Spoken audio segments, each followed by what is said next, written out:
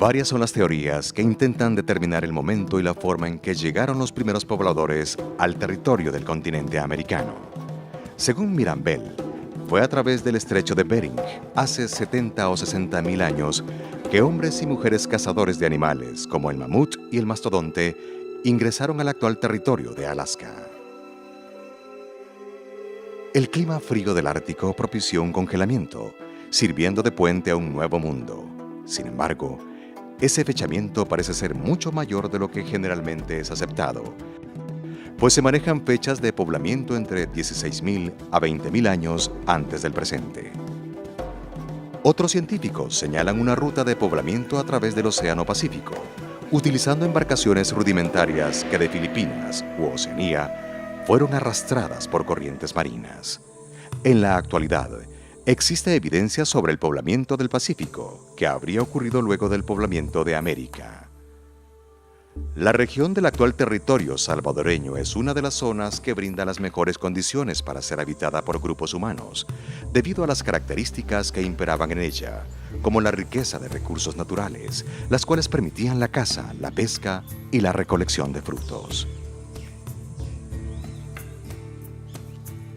El Salvador forma parte del área histórico-cultural conocida como Mesoamérica, la cual se extiende desde el occidente de México hasta el Golfo de Nicoya en Costa Rica. Los rasgos comunes de Mesoamérica, según los investigadores, son relativos a la estructura de la sociedad, como la economía, la política y la religión.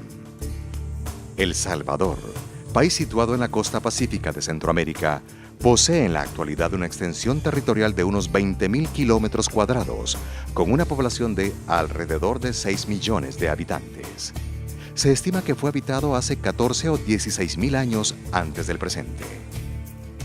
Un lugar que arroja importantes vestigios sobre los primeros habitantes de la región de El Salvador se ubica en el departamento de Morazán, en el sitio conocido como la Gruta del Espíritu Santo en Corinto.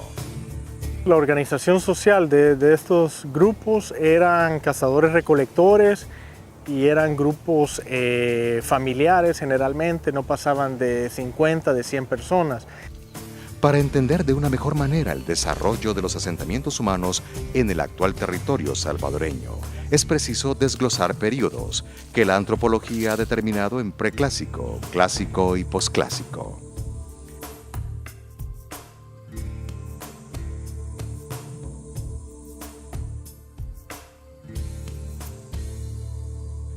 El preclásico da inicio a una vida de lo nómada a lo sedentario, cuando el ser humano se organiza en grupos.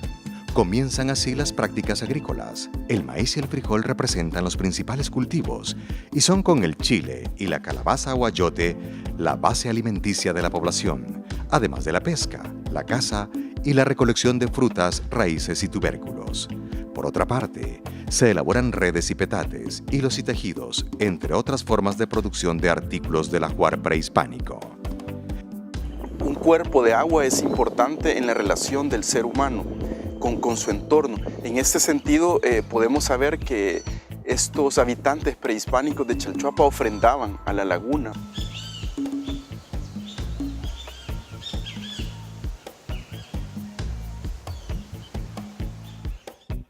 En México surgieron nuevas técnicas de producción agrícola, lo que dio paso al intercambio comercial a larga distancia. Es durante este periodo que aparece el juego de pelota mesoamericano.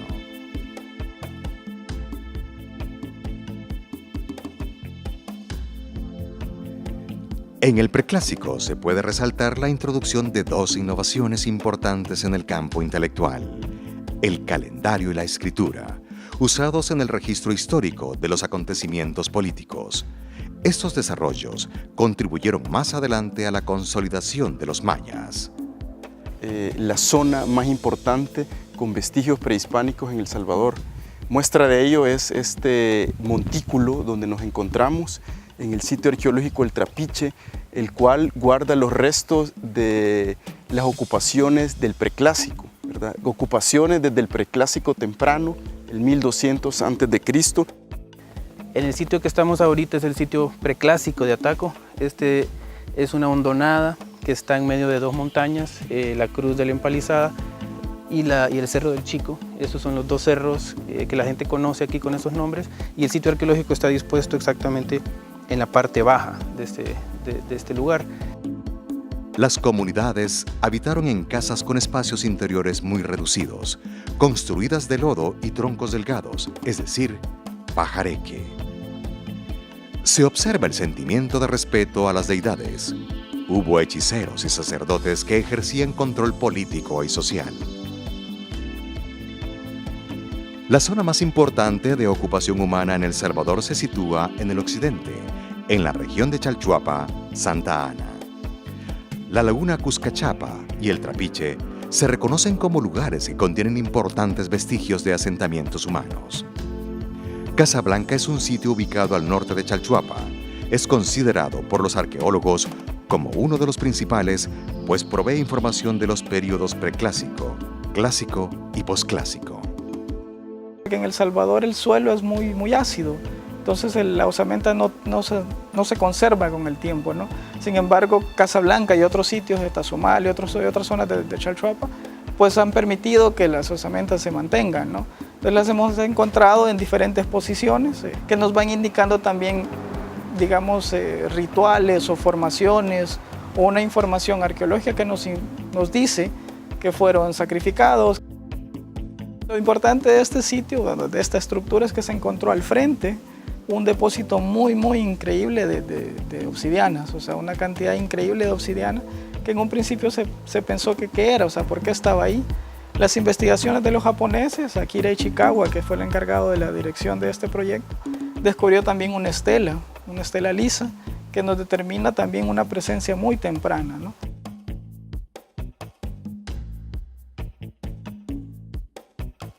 Investigaciones recientes de Paredes Umaña, de la Universidad de Pensilvania, en la zona nuclear donde se descubrieron cabezas de jaguar, denotan una frontera cultural delimitada por la presencia de monumentos tallados en piedra que están distribuidos actualmente en los departamentos de Ahuachapán, Sonsonate y Santa Ana.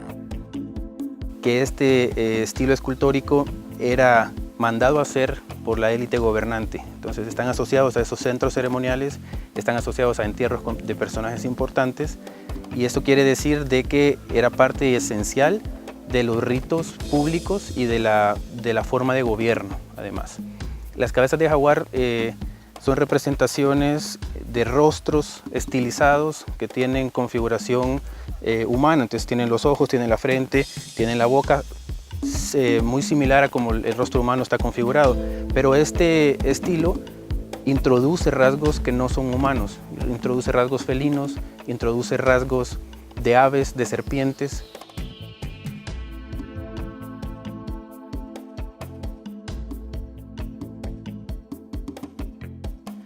Entre los siglos V y VI ocurre un suceso que puso en peligro a los habitantes de la región paracentral y occidental del actual territorio salvadoreño: la erupción del volcán de Ilopango.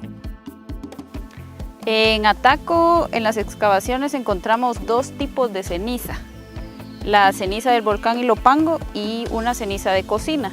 No fue que cayó exactamente la erupción aquí, que llegó aquí, sino que fue solo el aire. Entonces, por eso es que se encuentra la ceniza solo en ciertos lugares.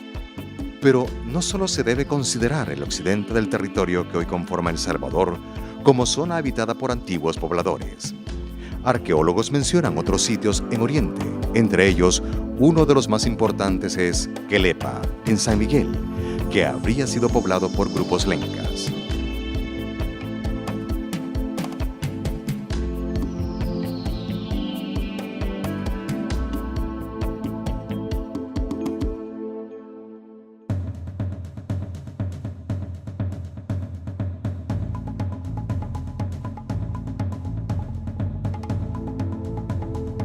El período clásico tiene como característica el perfeccionamiento de las costumbres mesoamericanas.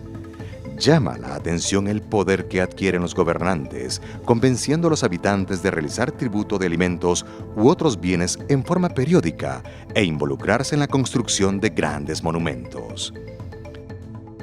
Las élites gobernantes durante el Clásico tardío pues exigían tributo a la población en general, y para construir este tipo de estructura que vemos hacia el fondo. Este tipo de lugares era importante en el sentido que es como el centro, ¿vea? El centro de toda esta ciudad, y el centro no solamente de poder, sino que el centro económico, el centro de poder político, el centro religioso. Aquí es donde estaban los sacerdotes, estaban los ancianos, los sabios, ¿verdad? Y dictaban desde acá pues algunas de las leyes y normativas que regían a la sociedad chalchuapaneca durante el Clásico tardío. Ese control ejercido por los gobernantes permitió recaudar buena cantidad de víveres, lo que sirvió al sostenimiento de los artesanos encargados de levantar templos, caminos, palacios, elaborar vasijas e incensarios para cultos. Pueblos como los mayas fueron testigos de sequías y epidemias, lo que cobró la vida de muchos pobladores. Se da el auge de los mayas divididos entre diferentes reinos durante muchos siglos. Había bastante continuidad, iban creciendo comunidades, algunas caían víctimas de conquista, guerras, pero generalmente había bastante continuidad.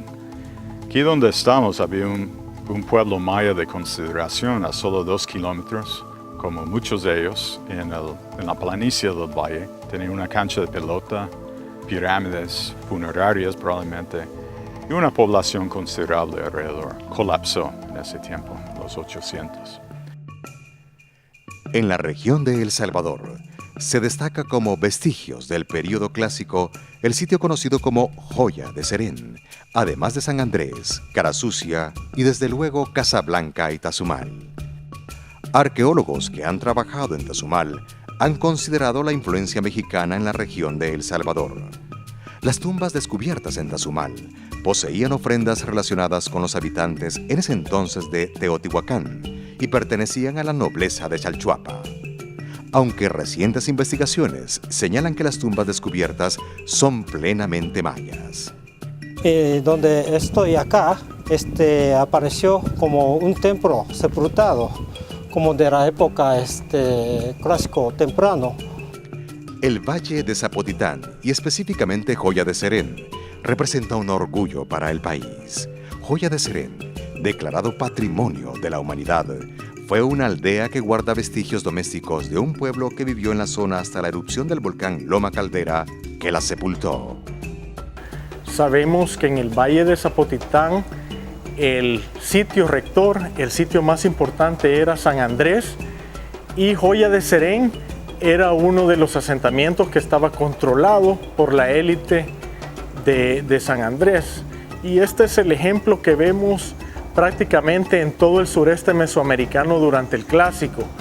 Las ciudades-estados, las ciudades grandes mayas controlan las ciudades más pequeñas, los asentamientos más pequeños y más débiles.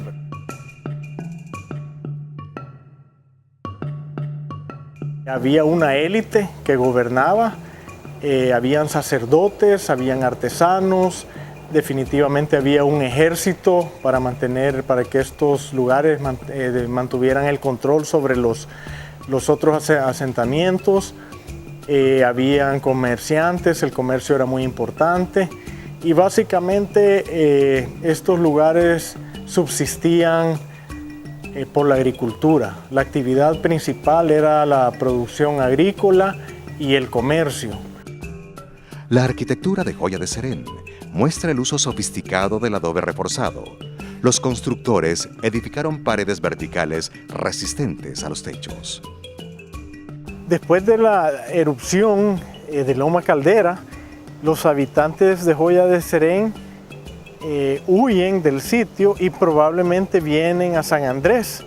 En esa época, este lugar era un asentamiento grande, era una ciudad, y es muy probable que las personas que habitaban en Joya de Serén decidieron venirse aquí, a un lugar más seguro y un lugar donde estaba la metrópoli, el sitio rector del Valle de Zapotitán.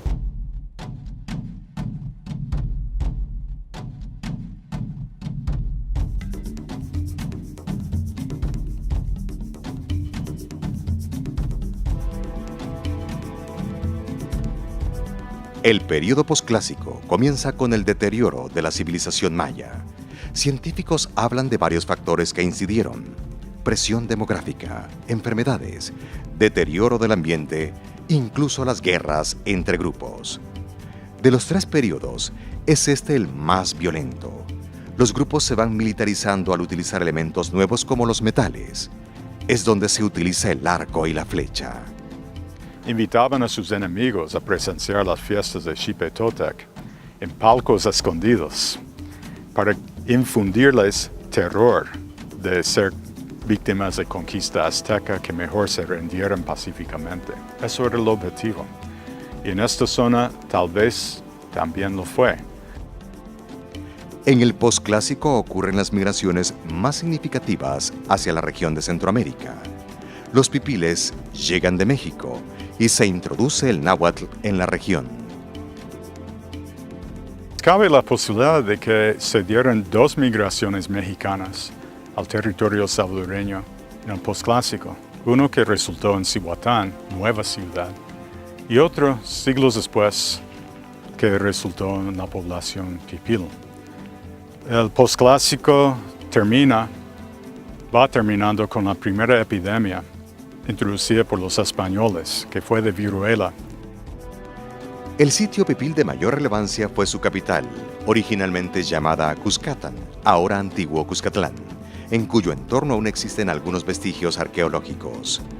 Cihuatán representa un pulso de influencia mexicana aproximadamente desde antes del siglo X hasta mediados del siglo XII después de Cristo, que podría o no tener que ver con los orígenes pipiles.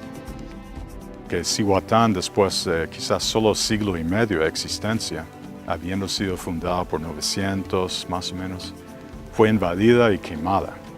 Donde quiera que se ha investigado hay señales de quema, hay escombros quemados. En los escombros usted encuentra puntas de flecha y puntas de lanza.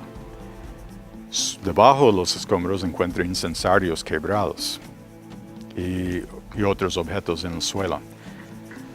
Eso indica un ataque repentino, los objetos sagrados quebrados, probablemente adrede, estatuas de dioses quebradas también, sujetando a la población a esas indignidades, destruyendo los símbolos de poder y sacros, y la violencia de un incendio que quizás en un día como hoy, con buen viento, muy seco, techos de paja, prendido allá, se hubiera cubierto toda la ciudad en breve. Y nunca más se volvió a ocupar Cihuatán. La llegada de los pipiles a nuestra región marca el comienzo de un nuevo imperio, una nueva historia.